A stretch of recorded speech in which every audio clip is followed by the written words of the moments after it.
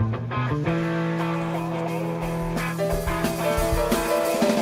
afternoon, everybody. It is Monday. Welcome to TraderMerlin show. It is August, what do we have today? August 26th. Tail end of the month.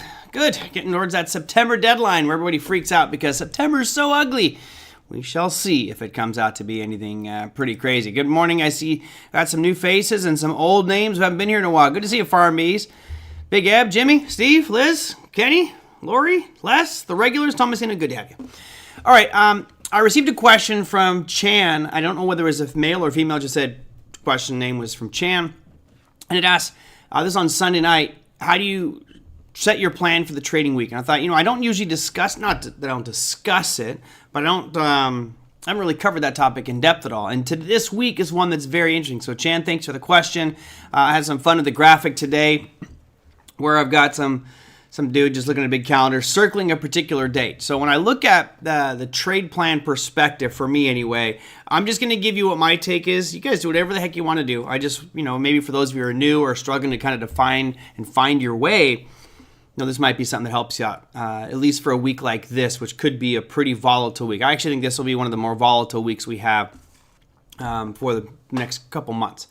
Reason being is information that's coming out. So when I look like getting into Sunday, typically I already know what's coming up on Friday. I'm well versed on everything that's coming up for the next week, but Sunday you start to kind of formulate your plan, right? Saturday is a wild card. You have no impact on anything on Saturday. Markets could change. You just never know, so you don't worry about it. Sunday, when those futures markets open up, then you start to get a better idea of where things may have changed. Events may have happened around the world, which could influence our markets, and that could steer things going into Monday's session. So that's when I'll usually start to build my plan. Now, this week, my plan has been really to take a big step back. This week, I'm going to predominantly stay as a short-term intraday day trader until Thursday morning. We'll explain why here in just a second. So what are some of the things that you have to think about when you come into a market on Sunday night or when you wake up on Monday morning and get in there and start trading? Well, typically it's all about just what's coming out that week. Number one, first I want to look at all the most important, impactful data. What's really impacting our markets? What's going to give me the hardest time? Fed announcements are still number one. They're the most powerful thing. That's why last Thursday and Friday we were focused on the Jackson Hole Symposium. Not that there'd be any groundbreaking statements made, but Jerome Powell will be talking about the market. So, interest rates, that he's going to drive where that boat is going, and certainly I think he did on Friday's session.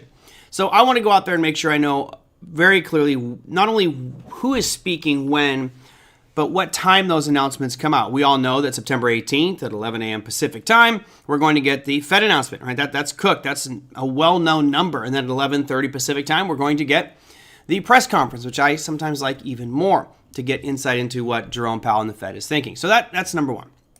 Number two goes into major earnings. Now, of course, we really only have to worry about this on a kind of quarterly basis, right? There are companies that we know that are driving these markets. Very clear. There's no argument. I don't think anybody here is going to beg to differ on which companies are driving the markets. But if you're ever unclear, let's say 5-10 years down the road, I'm no longer doing a show or who knows what, I'll be on to doing something else. And you're wondering, well, what's really driving the market? It's real simple. You can just I'll do the NASDAQ since tech is the big king. We just go NASDAQ 100 weightings. I'll bring it up for you so you guys can see it. And there's a site out here called Slick Charts. Pretty cool one. There's plenty of others that do this, but I like the way that Slick Charts does theirs. So we go here. You can tell right away by the portfolio percentage. So at this moment in time, Apple, Nvidia, and Microsoft are clearly the most important companies, right? There's no doubt about it. They're over 8% each. Now, we could make the argument that Broadcom, Amazon, Meta are also very significant because they equal roughly 5% as well, right? So each one of those is 5%. So if we take the top six, I've got 5, 10, 15, 23, 31. I've got 40% of the weighting of the NASDAQ 100 companies in 6 stocks. So this to me is very important. If I ever see any of these names reporting earnings, I'm going to be very careful. And this week is far different than normal because if we, who knows, Coach, you can survive without me. You guys can absolutely survive without me. If we look at what has caused Microsoft and Google and Meta to have these, and Tesla for that argument, to have these monumental rallies for the past year. And you guys let me know if there's anybody that disagrees with this. I think that for the last year, all of these major Magnificent Seven companies have been rallying aggressively just because of AI and expectations of what AI can deliver. They've been investing heavily into it. They've been very public about that. So that is fueling that rally. Now, I saw a statistic, or some article, and the number, if I remember correctly, was like 70% of the AI investment dollars are funneling back into Nvidia. So you have this AI phenomenon, which is not unusual, guys. Every decade, you're going to get something that is a groundbreaking new technology that changes the way that things are done, right? You had it with the .com. I guess the financial crisis really wasn't a groundbreaking technology, but the .com era was one of those. You have obviously AI, and we'll get other ones down the road for sure. But this is the latest, greatest thing that everybody thinks is the most amazing thing, going to change the world, change business, and of course, these are the leaders. Wednesday's announcement by Nvidia is one of the most critical earnings announcements of the season. If Nvidia, who has already raised their forecast for this earnings call, shatters that and blows out their earnings, that's one thing. It's what their expectations are going forward. And I've made the comment, I know some of you disagree, and that's okay, because we are all allowed to make our opinions about trading and put your money where you think you have the opportunities. I have a feeling that Nvidia is going to talk a little bit about it slowing down. I mentioned this last week on that frenzy of acquisition of these A100, H100, B100, B200 chips, right? These are all the different chips that Nvidia is making. It was the A100 was backed up. You couldn't even get them. They were paying $10,000 for these things. Then it was the H100, which was, I think it was the H100. That chip was going for $30,000. Everybody wanted it. There's a backlog. They can't even fill the demand for it. And now it's going to be this Blackwell chip, which is the B100 and B200 chip. They're not even delivering these chips. Just so you know, they're not even delivering these chips till 2025. And they're already saying that there's no way they're going to be able to fill all the demand. In talking to people in the know, their basic rule is if you don't have over $1 billion to throw at this at Nvidia, you're not even getting in line. So there's a lot of companies that aren't going to make it. Therefore, these big guys, Apple, Microsoft, Amazon, Meta, they're throwing billions at this, hundreds of billions. And if it doesn't, Big Ed says live or die in guidance. That, I think, will be the key for Nvidia. Be careful. I mentioned I'm going to be only day trading until Thursday morning after Nvidia's earnings because I have no idea where this could go. And I know a lot of you tune in like, oh, Merlin's been trading for 27 years. He should know. Hell, if I know, I have no clue if Nvidia is going to beat earnings, miss earnings, raise their forecast, lower their forecast. Not a clue. I have my assumptions based off what I've been reading and seeing in financial statements and disclosures from some of these bigger firms. And my gut tells me they'll beat earnings because demand is still there. But as I pointed out last week, you have the statements from Google and from Microsoft saying, yeah, we've spent a ton of money. We're not getting those returns yet. It's okay because we'd rather be prepared than underprepared, right? We'd rather buy too much than have bought too little and no longer be able to service customers who want these services. So I think that curve has been on an apex. It's starting to slow down a little bit now, and that may be reflected in Nvidia. Either way, I don't care. I really don't care. All I want, let me take that back. I do care. What I would like to see is either Nvidia blows out earnings and says, we're raising our forecast to an even crazier level to watch this market go parabolic so I can get a nice momentum trade, or they miss. It craters, Apple craters, Google craters, Microsoft craters, and all of a sudden we get this nice 10, 15, 20% pullback in the markets. Everyone goes, uh-oh, that was the peak of AI for the moment. Why do I want it to drop? I can buy back in at lower prices. I think overall, none of these companies that you see on the screen here are going to fail anytime soon. If there's a big drop in those prices, I'm welcoming it. Bring it on, right? So major earnings is the second component on this one. And this week, my friends, it is a huge factor. It's really just about one company. Yes, you could argue that Salesforce is there and CrowdStrike reporting this week. They're insignificant compared to what Nvidia brings to the table on Wednesday with their earnings call. Only Nancy knows where they're going to go. Michael, it's funny. I bet you, these executives, these politicians, they know. But as I mentioned before, unless you have connections, unless you know somebody and connect it up on the high hill, you'll be the last one to know. You'll know as soon as I do because the price charts or the news releases. So we're all going to be acting off that information and hopefully being on the right side of those trades. Our third piece here is economic data. So this brings into question some of the data that came out today, which I will look at here shortly, and also the data that's going to come out later this week. When we looked at Monday's data, we had some pretty good stuff. You had the durable goods orders. Now, I have not had a chance because I've been busy. I want to see exactly where this number went awry with durable goods orders. So for those who are watching the economic data, here is your durable goods orders for the week. Let me zoom in just a hair here. We'll start with durable goods orders. These are items that generally last, 18 months. Long, kind of durable things like refrigerators, microwaves, TVs, ovens, that type of stuff. Cars, aircraft. Hopefully a car and aircraft will last more than 18 months. You can see here that the previous month was a negative 6.7. That's a pretty sharp decline, meaning those orders slowed down significantly. The expectation is we're going to have an about face here and jump to 4% gain. Great. We came out at 9.9. Like, that is a pretty significant beat on those numbers. And if you look at the chart of it, you're like, whoa, that's the largest spike in in durable goods orders we've seen since the COVID pandemic. Strange. Remember, you guys can see over here, I know that the podcasters can't see this one, so my apologies for you, but if you look to April and May of 2020, durable goods orders were atrociously bad. They went down to April's was about negative 14, and May's was negative 17. And then all of a sudden, June, July, and August were all big positives. You had 15.8%, 7.3%, and 11.2%. The spike we have right now is the largest jump since August of 2020. So it's been 4 years exactly since we had this huge spike up in durable goods orders. And I'm scratching my head going, I don't get it. I wonder what's happening here. And I looked through, I couldn't quite figure it out. But when you look at the core durable goods orders, this is where they take out transportation. So if you take transportation out of the equation, cars, aircraft, things like that, durable goods orders fell 0.2%. So when we look at this number initially, it seems like it's great for the economy. Oh, TVs and appliances and just they're flying off the shelves. Actually, no. Those things were actually contracting and not looking good.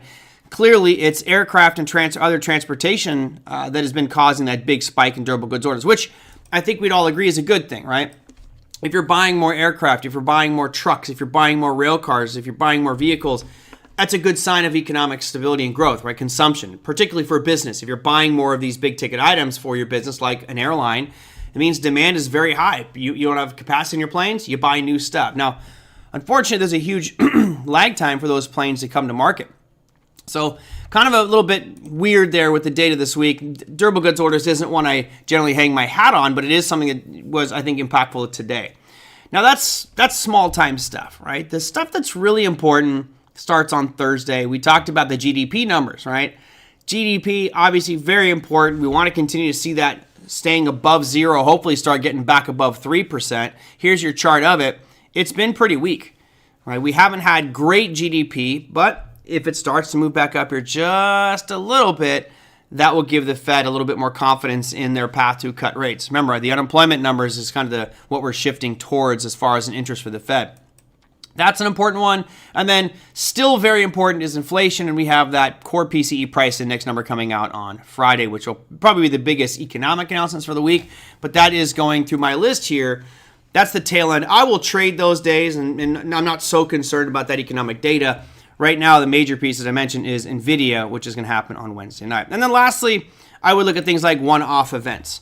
Right, this would be something like the Jackson Hole Symposium, or if I'm in the crypto world, maybe like the Ethereum hard fork, or if I'm looking at contract rollovers, might also be a point of interest for anybody who's trading futures, right? I want to be careful on those days, know exactly when you should roll over your contracts into the front month or into the next month. That's how I'm structuring the week. So for Chan, this week is pretty simple for me. I'm day trading. Today I lost. I was trading IWM, the Russell futures, and got whipsawed on that one. I had a great short going, and all of a sudden I went for a walk with I kept my stop loss in place. ripped right back up, stopped me out, and then continued to sell off even more. So I was a little bit bummed about that one. I was, whatever. I didn't even hit my daily stop loss limit, but I didn't want to jump back in because I probably would have. So we're down on a Monday. I'll be day trading it tomorrow and on Wednesday. And then, my bigger accounts, which I like to do that 1% strategy on, I'm looking to deploy some capital here, but I just don't want to get in front of that. I looked out there today, guys, and I was looking at XLK and the triple Qs. But let's just go look at XLK, for example. You didn't really have anything new today. We had that big sell-off last Thursday. It rallied on Friday, sold off a little bit today. If we get down below this 219 level here, which has kind of been bouncing off at 3 times, I was looking at selling some puts that closed this week on Friday at 215. And it wasn't worth it. We dropped $2.81 today. That means I've got Tuesday, Wednesday, Thursday, Friday, and I'm only giving myself $7 worth of, or $6 worth of range. It just wasn't worth the risk, particularly with Nvidia, because again, if Nvidia misses and lowers their forecast, you could see a significant sell-off in tech, period. Because that would mean that Microsoft and those companies are cutting back their spending, which may actually buoy their prices, but Nvidia could take a big hit. So it's just too wild card for me, too uncertain. So I will wait. Again, the premium was actually okay selling Friday, but the reason premium was so high is because implied volatility is high. People are really expecting a lot of volatility going forward. As Big Eb says, there is good premium on Nvidia contracts if you're into chainsaw juggling. You know me well. You know my terms well. Yeah, there's great premium. I mean, it's hard to look at Nvidia and not be enticed by that premium. Well, I've learned this. You never keep your garage door opener in your pocket because it gets hit accidentally. Someone's probably taking my e-bikes right now. Yeah, it might look enticing. You're like, wow, I could get 2% for the week. And yeah, it seems fantastic. But all it takes is one word from their press conference and their press release, and all of a sudden it falls apart and you're like just getting smoked. It's not worth the risk or stress to me. For those of you out there, you could certainly do that. Yeah, and Oliver, same thing. I'll wait after earnings for Nvidia to deploy. Me too. I've got most of my capital is in cash right now, right? I've got a ton in cash. I like to do weekly options. I've been doing a lot more weekly options, typically monthly. So I have those 2 accounts, which are predominantly 1 month options monthly. And then I'll do weekly in another account and just kind of keep doing weekly. But I don't want to get in front of that and try to worry about that uncertainty that's going to happen on Wednesday. It will be one of those ones where we'll say, hey, this is your popcorn trade of the day. Oh, I don't even have the graphic anymore. I really wish I get my popcorn trade of the day. Not there. Dab nabbit. Where's my pop? I got to get new graphics made for this show. I got to get some done. I was kind of hoping for AI to get to the point where I can say, create me templates for popcorn, but not good enough at that point yet. So Chan, that's how I structure it. And every week I know these things, right? And I try to do that for everybody here where we talk about, hey, here's what's coming out next week. And generally I do it on this program. I'll say, here's what's happening tomorrow, right? If you want, on Sunday night, you can go to Trading Academy's YouTube page and subscribe to that one. I should maybe retweeting it out. Maybe I'll retweet it out on my Twitter handle. But I build a video for them, and that kind of gives you a week ahead. It's called Monday Morning Must Knows. And it talks about typically what are all the earnings announcements coming out this week. Then I go into the major economic announcements, Fed announcements, economic data, and one-off events. So this kind of list here is how I structure that Monday Morning Must Knows. And for me, it's great because I just really like to build those videos because I'm educating myself, right? I'm making sure I am not going to get caught off guard. And I think the biggest thing with this list that I've created for you right here, these simple 4 things is this. I want everyone to think of like a boxing match, right? Or an MMA fight. Let's do MMA fight because that is, you have much more things coming at you. Boxing is just a punch. With MMA, you've got kicks and turns and elbows and knees. I mean, everything can be coming at you. And it's like going into a fight in MMA or UFC, you study your opponent. You study your opponent and you figure out, you watch tape on them. What do? They do the spinning back elbow. If they do, what's the tell? What's the tell when they do that so I don't get caught off guard? For me, the most important thing about this, and for Chan, I think this is what you're looking for, is it's all about awareness. I have to know about Nvidia this week. I have to know about GDP, and I have to know about that core PCE price index numbers. Is there other stuff out there? Certainly, but I think we can put it in tiers, right? Tier 1 is massive market moving potential that could disrupt any trade that you're in for the long haul. That is those three things: Nvidia, GDP, and PCE. Then you have tier 2, which are things that, well, depending on how market perceives that data, there could be some nice moves. You could argue that was the durable goods orders, your economic data. You could look at this one-off event that just happened. So you guys may not know what I'm talking about, but today Canada said, we're imposing tariffs on Chinese EV vehicles. Did anybody, most of you probably saw that. What do you think the tariff is? What tariff, meaning what tax did Canada impose on EVs coming from China? Yeah, Kenny got it right. 100%. Okay. I know I've really done my best to curtail any cursing, but if you think that raising the taxes on a vehicle from China 100% is not going to piss that country off, you are mistaken. And the U.S. has certainly raised some tariffs on China as well, which ruffles feather, but we start to get this conflict and this tension going on with China yet again. It's like, man, can't we just come to some agreement here? And yeah, you missed that 100% tariff on it, EV. Now, keep in mind, there's really only one vehicle that's coming from China to Canada, Teslas. So why do you think Tesla took a little bit of a hit today? Tesla was one of your bigger Magnificent 7 losers, down 3.23%. Honestly, I don't think that's that big of a deal, because in reading through some stuff and asking some buddies about it, here's all Tesla has to do. Tesla will just say, okay, we're no longer going to ship those cars from China to Canada. So instead of going from China, going across the Pacific and heading up to Toronto or to Vancouver and coming into the port there, we'll just have those go into, Los Angeles, and then we'll bring them into a factory in the United States and then move them from the factory in the United States up. So it's just shuffling things around, and I'm not sure what the rules all are there, but there certainly is workarounds for it. Now, this also poses challenges for a company called BYD, which I recently saw a BYD car on the road. They looked fantastic, looked really nice car, but BYD not really selling in the United States, and they're not selling in Canada either, but they just opened a business, applied for a business license in Canada, which means that BYD will be looking to open to be selling vehicles in Canada soon, and now they'll get hit with 100% tariff on their vehicles. I mean, that's pretty significant. I mean, that's not a small chunk there to 10%, 20%, 30%, but 100? Wow. A lot of this is to help with global competition, if you will. And there's this big talk right now about having a united front where most of the developed countries will look over at China and say, hey, we're going to tariff you because you're undercutting us so much that it's just not fair to our countries, our economies, which is correct, right? I think we'd all agree. It's not fair that China can make this car for half as much, but remember, we have our cost of living that we like to have. We have our way of living, our expenses, all the costs associated with living in America or living in Canada. That's why our stuff costs more, right? It's just business. And China's over there going, we got cheap labor. You may not be adhering to environmental standards. Therefore, things are a lot cheaper. All right, tax them. Hopefully the taxes go to the right place. But yeah, that's a pretty significant news announcement today, which certainly caused some ripples in our market. I think that is one of the main reasons why you saw Tesla take a little bit of a dive today, although it wasn't terrible. If you look at what's going on with the USD in Canada, I thought it would actually impact negatively the Canadian dollar. It didn't. I mean, the Canadian dollar really just did okay today. It's actually gone up just a little bit here. All right, let me read some of your comments.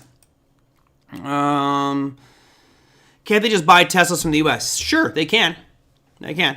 But, if you're a dealer, where would you want to buy them from? Like, if you're a vendor up in Canada, where would you rather buy your Teslas from? China, where I can get it for like 12 grand, or U.S., where I have to pay, 20, 30? I don't know what the car market is. But you're going to pay more to get them from the U.S. because now they've already gone through all the shipping and then sent up. So these Teslas were manufactured in China, the ones that they're getting. Could they argue that, go for the ones that are in the U.S.? Sure.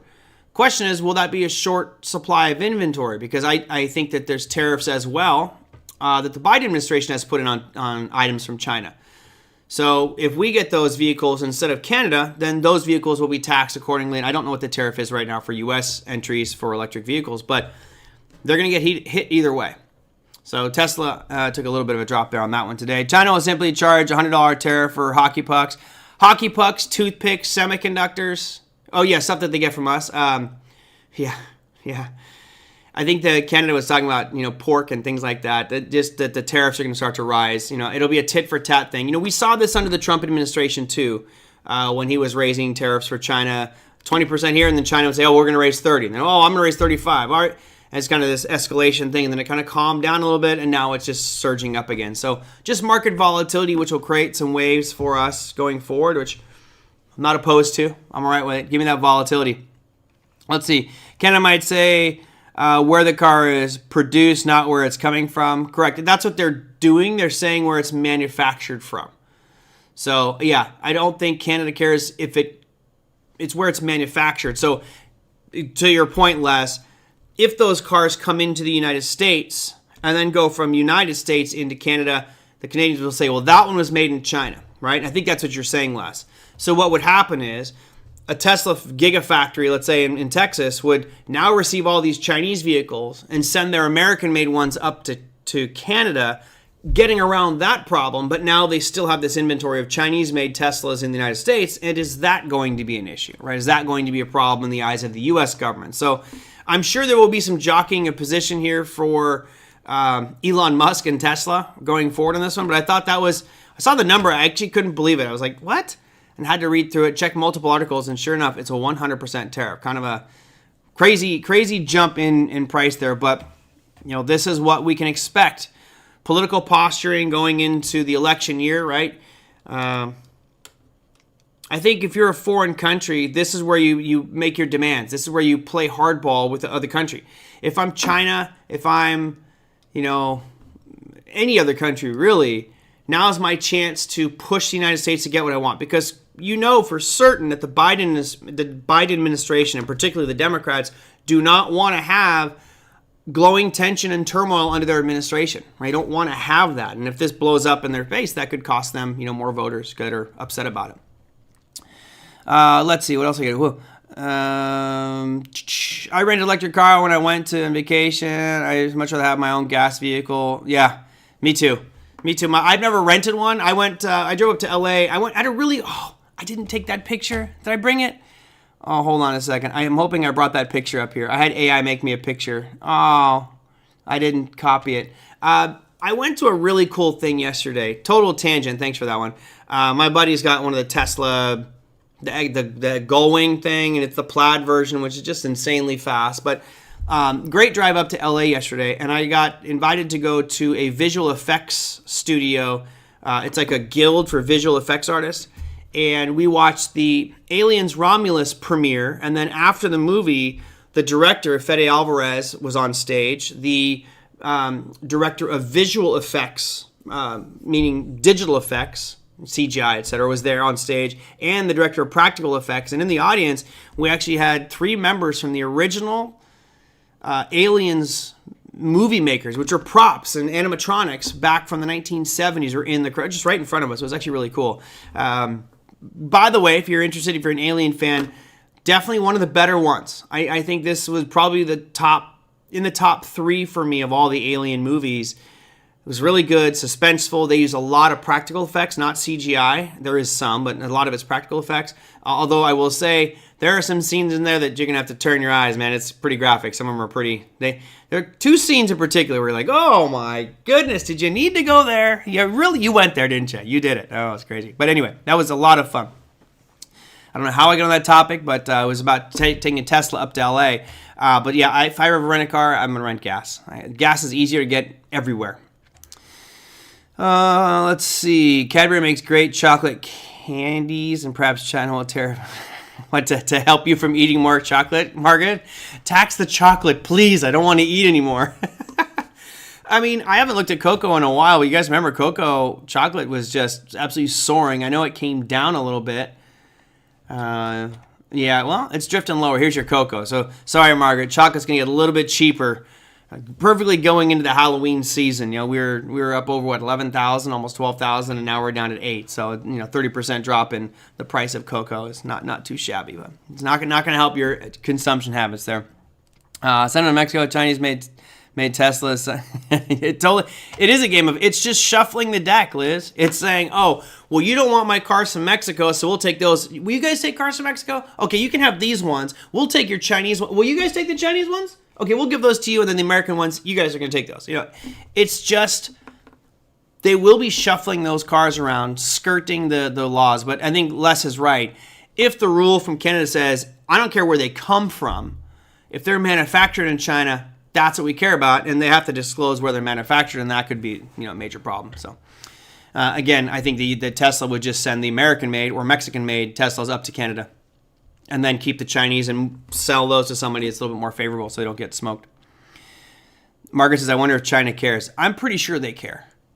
You're going to start to hurt their economy. China is just really, it seems like they're just getting their feet back on the ground from COVID, right? If you give a big tariff on their vehicles, we'll sell less of those vehicles. And of course, if you sell less of the vehicles, that means that factory in China is going to be stuck with a lot of inventory unless they can parlay it onto somebody else. Therefore, overabundance of inventory, less demand, you got to slow down your production because there's no consumption of these things. Then all of a sudden you start to lay people off, and China's in another bad spot economically. So they don't want that. Even though China's like, it's just Tesla's problem. No, that could have a ripple effect through their economy if things slow down significantly because of it. Now, granted, Tesla's not the only game in town. There's plenty of other businesses there. But it is employing a lot of people there to work at those factories. So we'll have to wait and see how it all pans out. I would definitely keep your eye on Tesla. I've been wanting to buy Tesla lower. I'm becoming a big fanboy of Tesla, even though I think Musk has kind of gone off his rocker politically, but it is what it is. Tariffs been around for a second. Yeah, Big Eb. It's just another way to tax. It's just taxation. That's all it is. Those taxes will be passed on to you and I in the form of other goods and services. Let's see. We have an EV and it works great. Driving around Philadelphia area. Laura, you're in Philly? Oh, Phoenix. Sorry, I thought Philly. Grocery stores, doctors. It really is for short-term usage, right? If you're going to drive it around town, I think electric vehicles are awesome. That's why I pre-ordered a canoe. I know everybody thinks I'm crazy and that the canoe is the ugliest vehicle out there. I'm unique. I like weird things. So that vehicle would pretty much be used for around town, going to the beach, maybe we go to San Diego or something. But I'm not going to drive that to Northern California.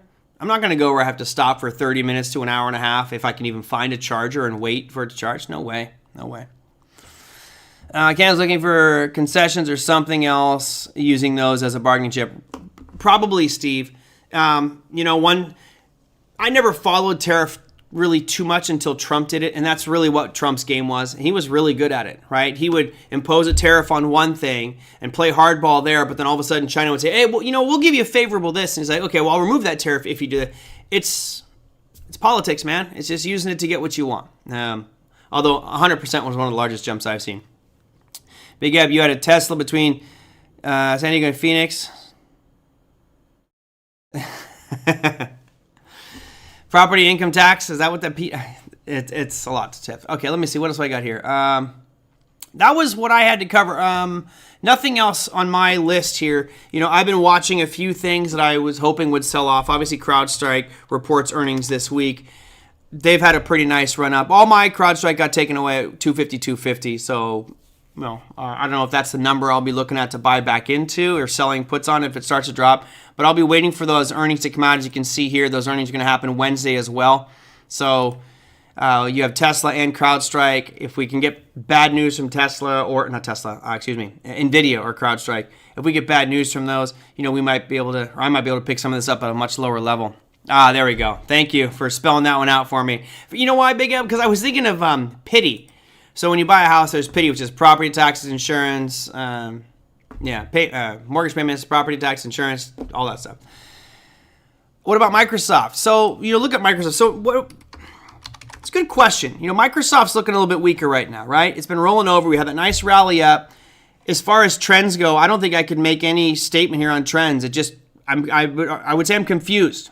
And why am I confused? Well, you had this nice uptrend going, and all of a sudden, I would say we broke that uptrend here when we gapped down on their earnings, right around August 2nd. Once we broke that, we came down and double tapped this lower level that goes all the way back to May 1st. this nice rally out, which, hey, looked fantastic. I really felt like we're going to have a pullback here. Microsoft's already started to pull back a bit. We've had 2 really nice down days on this one. You know, today, down 0.79%.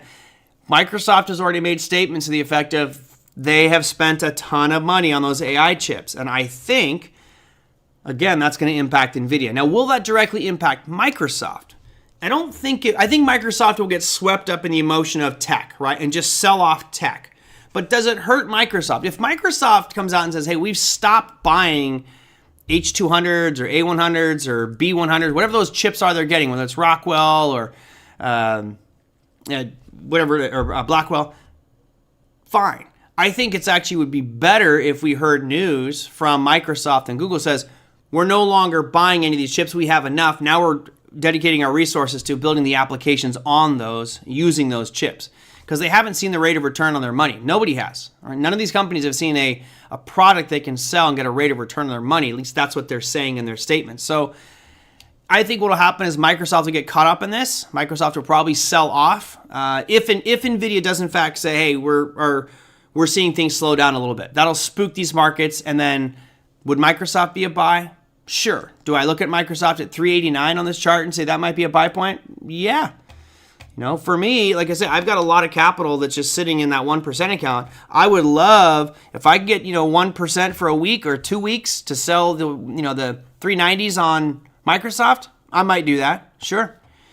Same thing with Google. Right? Google's already made it clear that they've said we've spent a lot of money. We're not seeing the rate of return. Maybe they slow down as well. Hey, do I like buying Google at 156, 155? Yeah, sure. I mean, I'd much rather buy it when it closes this gap that goes all the way back into March of this year, which is done around 142, 145. Certainly, I like those better. But I don't think that from an economics perspective, from a financials perspective, that Google and Microsoft will just be like, oh my gosh, we're going to get crushed on this one. Remember, the money that Google and Microsoft and Apple have been flooding into AI is going directly in, a large portion of it, directly into Nvidia. So if they stop spending, Nvidia is the one that takes a hit. If Nvidia takes a hit, people freak out, markets will start to sell off, and then you can buy back into these companies that already have the infrastructure for AI. They have all the chips they need or will get delivered soon. And then when the applications come out, then things will be off to the races. Mind you, Apple, I believe you guys know it's September 6th. I think it's September 6th. Apple has their presentation, which is going to expect to have that iPhone 16 rolled out with AI built into it. That is going to be an interesting one as well. So we'll see how, again, that goes back to, we talked about, Chan asked about how I start my day at Outlook. That week of the 6th, one-off events, definitely the Apple conference. I'm not 100% sure right now. I'm thinking, just so you guys know out loud here, on the 4th of September, so next week, next Wednesday, I may not do a show. I've had conversations with a bunch of friends of mine, and they always talk about Disneyland, how they never go because it's too crowded. And I'm like, look, I pulled up the actuarial data, and I have found the least attended day of the year at Disneyland, and that is the first Wednesday of September because all the kids go back to school. Now, that's changed a little bit because some kids started earlier and et cetera, but I'm going to go look at the actuarial data, and I may actually take Wednesday off to go to Disneyland with some friends. So I'm just giving you a heads up. I'll let you know as we get towards next week, but that could be the plan there. September 9th. Thanks, Tyler. Sixes and nines got to get confused all the time. Yeah, so it's the 9th. Thank you very much, Kenny. Appreciate that. It's a long explanation. What are your thoughts? Long put on USO.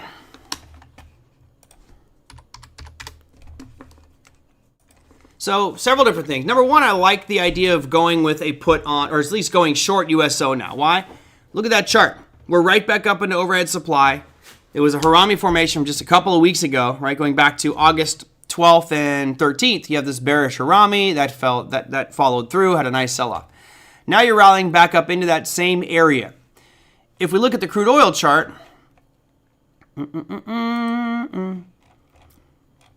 what concerns me with crude oil is we did drop, in my opinion, below these points, right? These lows. So I would argue that the downtrend that's intact since April of this year is still intact because it's still making lower lows and lower highs. Now we haven't broken those lows from February, right? We bounced right off it.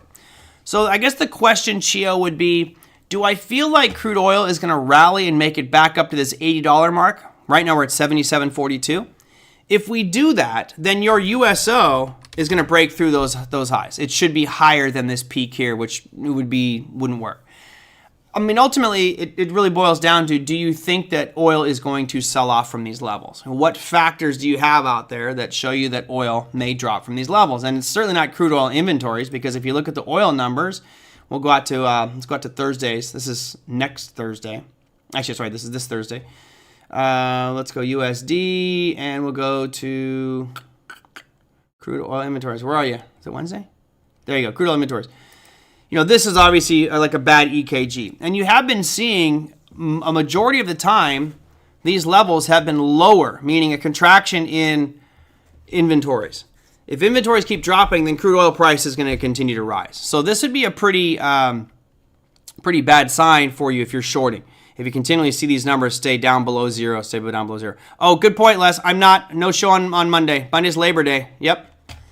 So it could be a short week. Thank you for bringing that up. I forgot to mention that one. But yeah, if we have a holiday where the markets are closed, I'm taking those days off. Just going to take market days off. And you guys should as well. Go do something fun on Labor Day. But thank you very much for that one. Yeah, so Labor Day is the Monday, which is the get the date. Monday the 2nd. And then I'm debating taking that Wednesday out. But we shall see. Okay, so hold on one second. So Chio, I personally wouldn't take the risk on oil right now, because I'm looking at crude oil inventories. It feels like if supplies keep dropping, then the prices of oil are going to move to the upside. You do have, the hopes that we can have, peace in the Middle East with Israel and Iran and Hamas and Palestine, and we have some peace there, or at least a ceasefire. I don't know. That's a hornet's nest that can flare up at any moment in time. I think that we've seen a pretty nice rally up here in oil, and that, again, could be because of those inventories. But I don't know. It's not high on my list. If you are taking this trade short, you're buying those puts, you put a stop loss on there for you, something above that 79 level, just to make sure that you're not caught if this thing keeps on rallying. But oil is a very, very dangerous one. Merlin, can you put an order in for the canoe car that looks like the old timely VW van? That's the one I did, yeah. So I did for the, it's called the lifestyle vehicle. I did the lifestyle vehicle and I did for the truck. So I did both of them. It was a $100 deposit, but I don't know if I'll ever see that vehicle or if I'll ever see that $100. If they go bankrupt, it's all going to disappear. So there you go. Oh, sorry, Chad. That was your US. So I thought it was for Chio, but that's for Chad. My other bias besides the downtrend is war tension and potential increasing production. Yeah, but who's going to increase the production? The U.S., we could, but remember, we've got a harder oil to refine. Our processing is going to be a bit different, so you really want that sweet Middle East oil. And if that does continue to escalate, yeah, you could definitely see the oil prices spike here. No, it's tough, man. Declining inventory, which should be driving prices up, and war potentially driving prices up, and you want to go short. It's just risky, It's not to say it couldn't work, but it's just, assessing your risk. Your stop is at 80.35 on USO, 80.35. Yeah, I would see it. For me, I would go closer than that because you're literally going 80.35. Where's my horizontal? I'll put a horizontal line here. You'd literally be going stopped out right in the middle of a supply zone. So here's 35, right about there. Right, this is considered a supply zone. You're stopping out directly in it, and it gets kind of messy here. These peaks from July 5th all the way through July 18th get a little bit messy. They're really like right on top of each other. So for me, I would be much more aggressive than you are. And if it broke this peak right here, so there's a spike that happened on August 12th, and that high point is 79.18. So I might say, yeah, 79.50 is my stop out. Could be. Oil and gold, very unstable commodity to trade these days. Stay away. Goja, I would say with oil, sure, but if you look at gold, gold's a beautiful trend. That's a gorgeous looking trend. Today you have an all-time intraday closing high for gold, and I mentioned trying to buy these pullbacks. I've had a couple spots I would like to buy some more gold, but it just keeps on trending. Things look great for gold here. So I think gold, you're fine to go long and strong on that one. Crude oil, a little bit more choppy, a little bit more unpredictable, and I would argue that you do have a downtrend in here with that downtrend line that have connected these peaks that start in September of 2023. We hit that line in April of 2024. We hit it again in July of 2024. So it would not really surprise me to see this thing rally back up to this line and then start to sell off from there. So there we go. Michael, I saw you ask a question earlier. I apologize for not getting to it. Let me go back to Michael's comment. If you're still here, Michael.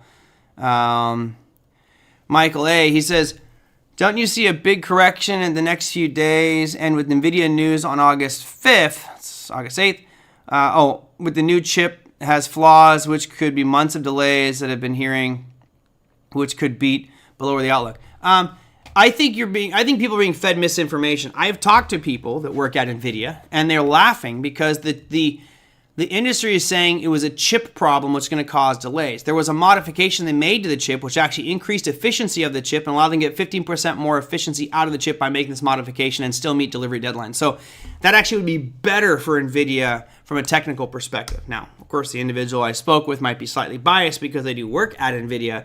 But yeah, I asked him a lot of these questions, and he was very candid with me about it, how the industry's got it wrong. It wasn't not a chip malfunction. It's a reworking of the chip and modifying it, making it better. So I want to wait and see what happens after the earnings announcement. I'm not touching Nvidia. If you want to, go for it. Juggle those chainsaws and be very, very careful. Okay, let's go and just really run through our top 8 here just so I can wrap things up. Obviously, we talked about tech, which is still respecting that double top or pull back into a overhead supply level for the NQ. We're down 1.01% today. S&P not breaking out, not really doing anything exciting, just kind of floundering around these sideways levels. It was down 0.27 on the day. You had Bitcoin right now is down 0.76%. Was looking pretty good. The weekend was actually a very good thing for Bitcoin. I think it looked better over the weekend. You're down 0.76 to 63,300.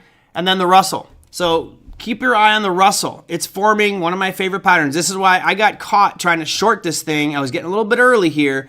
We have a shooting star on the Russell today. Volume is not really that interesting. It is higher than the last 4 or 5 trading sessions. But you have a shooting star on today's Russell 2000 price chart. If we open up above that and get down below, let me just delete some of these lines because it's going to get confusing for everybody. I already did the bullish flag. Let's get rid of those. We'll get rid of that. And now, let's get rid of that. Put a line right across the low today for the Russell, which is $2,224.20. If we open up somewhere above that and get down below it, short them if you got them. I will be watching this on the open. I'm not going to go short pre-market, okay? If I look at this and I have an alert set right now on it, if that alert gets triggered at 2 o'clock in the morning, I'm not interested. I want it to be in regular market hours. That's just my rule. So you guys trade it how you want, but if this does break, you could see some nice downside movement, and that's what I was trading today. I had a few contracts onto the Russell, and unfortunately, it just stopped me out on a little whip. But we'll get back. We'll get back at that one. Here's your dollar index. We're down 0.21%. That trend is your friend, and it keeps on dropping. We bounced off that 160 mark, 100.60 mark. Closure below that, you're looking at 99.75, and that actually could act as a catalyst to the upside for these equity markets. Podium time, gold was up 0.35%. We already looked at that one. Beautiful trend, keeps on going. One of the nicer candles on the day. Then you have the dollar index, which not really looking at anything special here. Just slowly drifting lower here. Again, a lot of impacts and pushes on this to the downside. That yield, if those rates do get cut, the expectation is that this will continue to drift lower. So fine, keep going lower. And then lastly, crude oil, which you already looked at. Nice rally up today. Not really up in a strong supply yet, although it was the origin of a move right around 78 bucks there on the daily. Let me drop my volume here. And that said, we'll be waiting. I'll be short-term trading tomorrow. Hopefully some of you guys will as well. Just be careful out there. I expect a lot of volatility. I expect any news headline to really freak people out. There'll be somebody saying, oh, Nvidia this, Nvidia that before it happens, or CrowdStrike this, CrowdStrike that. We'll get those crazy wild fluctuations which make things very exciting from an intraday perspective. All right, let's finish things up by looking at your economic calendar for Tuesday. If you look at this one, we do have housing numbers to talk about. S&P, Case-Shiller Composite 20 Home Price Index numbers coming out. That's expected to drop from 6.8% to 6.2%. That's the annualized rate of return for 20 major metropolitan real estate markets. 6.2% per year increase, not too shabby. However, it looks like it's rolling over and starting to slow down a little bit. You also have the HPI data, you have the consumer confidence numbers and Richmond Manufacturing Survey for the US, as well as FOMC member Waller will be speaking. And then on the earnings front, you don't have anything really exciting on earnings. You have Nordstrom's, Bank of Montreal, Bank of Nova Scotia, and that is pretty much it for mañana. All right, thank you guys so much. That's it for me. If you got anything you want me to discuss, send it on in. You can email me anytime at TraderMerlin@gmail.com. You know how to do it at this point. Or you can go down and comment below any of the YouTube videos. Thank you for all that do comment on the YouTube videos. I appreciate it. It's funny, I have some group that only contacts me via my email, which is TraderMerlin@gmail. I have some group that only contacts me on the YouTube page, and then I have another group that only contacts live during chat. So we've got our 3 segmented worlds, and who knows, maybe I'll even grow those worlds out here shortly in another one. So thanks, guys, so much. Have a fantastic remainder of your day, and I will see y'all tomorrow. Take care.